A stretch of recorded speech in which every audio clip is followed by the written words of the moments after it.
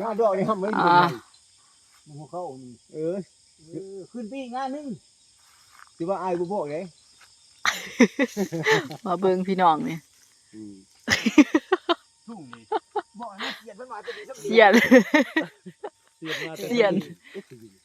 เสียนกำลังแต่งกิ่งอยู่ตอนนี้เห็นบ่เพิ่นอย่าแย่งไฟใต้ห้างมันบ่เห็น เข้าอยู่กันไกลฮะนี่เอาคุณงานดอกมวยถือ งั้นไม่ได้ดอกให้ อ้าวผู้อยู่ใต้เว้าดีคักพี่น้อง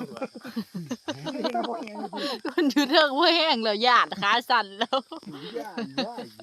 เงี้ยจนเจ๊ นี่ ตาตีสิทธิทองมี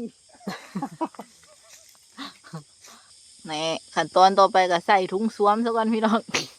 จับแต่ได้ไปมันหักอยู่ทั้งล่างพี่น้องเป็นคือการบ่บานอื่นนะครับอยู่ทั้งล่างนี่สิเก่งก็อยู่ทั้งเทิงนะพี่น้องโอ้ยงานนั่นงานนี่ออกแน่เพิ่นว่า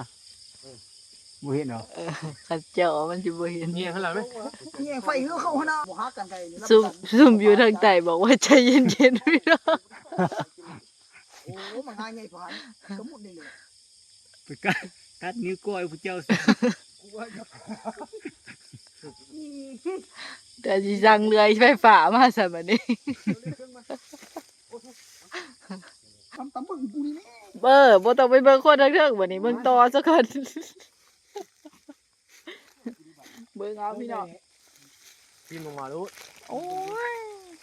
นี่สับปันน่ะว่ามักตุ้มกาตอนเพิ่นเห็นมันใหญ่เด้นี่ ก็เลยกู